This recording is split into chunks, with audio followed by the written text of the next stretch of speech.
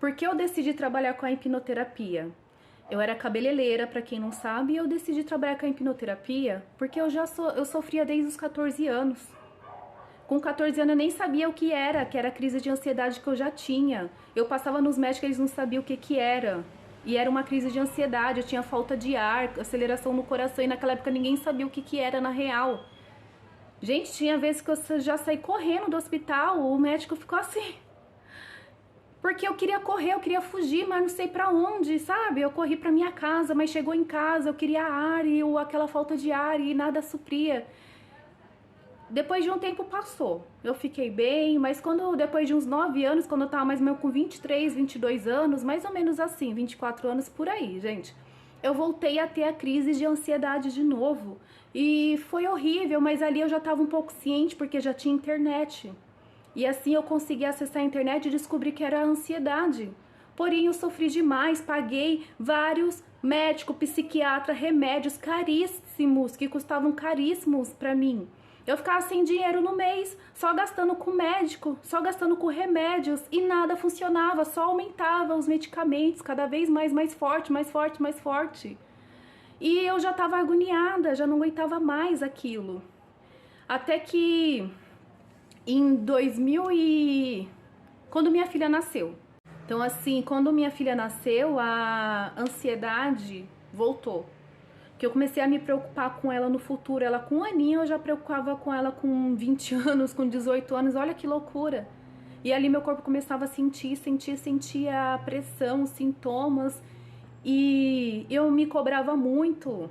Eu era uma pessoa que me cobrava muito por ser uma boa mãe, por ser perfeita, por dar conta de casa, por dar conta da filha, por dar conta de si, eu queria dar conta de tudo sozinha, eu não pedia ajuda pra ninguém. Eu queria ser autossuficiente e foi aí que tudo começou a apertar, tipo, eu não dormia e aquelas noites de sono sem dormir foi me deixando mais ansiosa, mais estressada.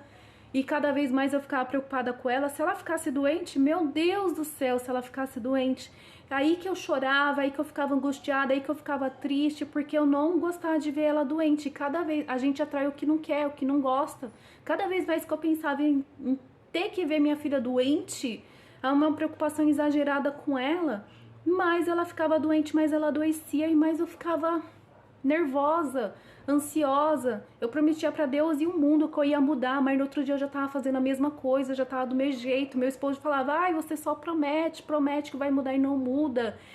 E eu cobrava muitas pessoas, eu me cobrava muito e era aquela loucura que eu não sabia mais o que fazer. E nessa época eu já tava passando com um psiquiatra, tomando remédios. E eu comecei a bater uma tristeza muito grande, porque a ansiedade, ela gera uma depressão, é uma pressão tão grande que gera uma depressão, entende? Então a gente põe tanta pressão para as coisas para já, para as coisas ser do nosso jeito, para não acontecer. Isso é um meio de querer controlar, eu queria controlar as coisas do meu jeito. E a gente não tem controle das coisas fora de nós, a gente só tem controle das coisas que estão aqui dentro de nós, dos nossos pensamentos e sentimentos. Mas eu não tinha entendimento, eu não tinha expandido ainda minha mente, minha consciência sobre isso. Eu queria controlar as coisas do meu jeito e quando não saía do meu jeito eu sofria, eu chorava, eu esperneava, eu dava chilique. E quando eu tomei consciência que aceitar as coisas como elas são, isso foi muito importante. Eu parei de relutar, de resistir às coisas que estavam me acontecendo, porque aquilo que você resiste persiste. Então eu parei, eu comecei a tomar consciência que a terapia ela te faz se conhecer, tomar consciência dos porquê.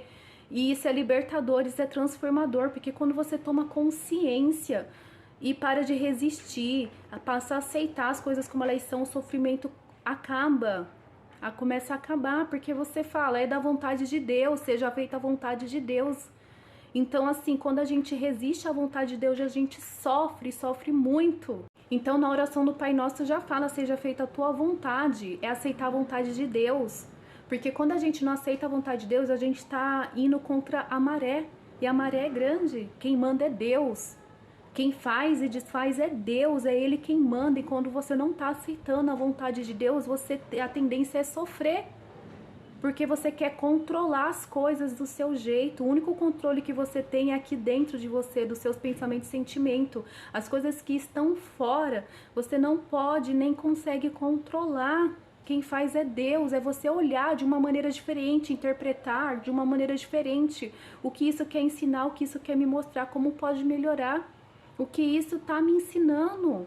Porque tudo que Deus faz é bom, perfeito e agradável e Ele quer te ensinar alguma coisa através daquilo. Mas enquanto você estiver cega, de raiva, de nervoso, de estresse, relutando por não aceitar aquilo que está te acontecendo naquele exato momento, além de demorar mais o processo, porque aquilo que você resiste persiste, aquilo vai aumentar, vai crescer de uma proporção tão grande na sua vida. Então, quando você passa a interpretar, a olhar de uma maneira diferente, a respirar, tô aqui agora, vamos lá, e a prestar atenção. O que é aquilo que quer te mostrar, quer te ensinar, você para de ser relutante, você passa a aceitar. E quando a gente aceita, a gente começa a ficar mais leve, as coisas começam a ficar mais fácil de se resolver. Você pode ver, quando você tá num problema, é melhor você perguntar para as pessoas de fora que estão vendo, de confiança, tá? Que estão de fora, como que você deve resolver, porque às vezes você tá tão lá estressada, ansiosa, nervosa com aquele problema que você não vê a solução, mas quem tá de fora já tá vendo há muito tempo. Por isso é importante a gente se manter em calma, em paz, para escutar a voz do Espírito, a voz de Deus, para saber o que Ele quer te mostrar com aquilo. Porque não existe Deus, Ele não faz mal para ninguém. Ele permite certos tipos de coisas em nossa vida para nos moldar, para nos fazer crescer, para evoluir. Muitas vezes aquela oração que você pediu para Deus vem por meio desse reboliço todo na tua vida. É através desse reboliço todo que tá, nesse caos todo que tá a sua vida, que vai vir a mudança mental, porque você precisa mudar dentro, precisa mudar a mente, para que as coisas fora comecem a mudar. Então, assim, começa a dar as provas, Deus começa a dar as provas para você evoluir, para você ficar mais forte, para você crescer, para realmente te dar o que você quer, o seu propósito.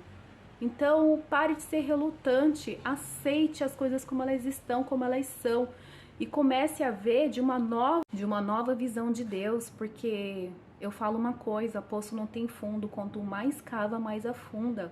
O que tá ruim pode ficar pior. Então, comece a aprender antes que piore, porque se eu te falar que enquanto eu tava resistente, quanto mais nervosa, quanto mais eu não aceitava aquilo, mais piorava a minha vida, pior ficava. Então, quando eu vi que, quando eu já tava naquela dor, o que eu falo aqui pros clientes, não espere doer pra mudar. Eu só mudei quando doeu forte, doeu de uma proporção tão gigantesca, que eu falei, chega! Eu gritei do fundo do meu coração, chega, eu vou mudar. Eu nem sabia como é que eu ia mudar, mas só de me ter falado que eu ia mudar, o universo, o mundo, Deus se pôs de prontidão a me ajudar. É uma decisão, então decida hoje ser melhor e aprender, tá bom? Com os erros. Um beijo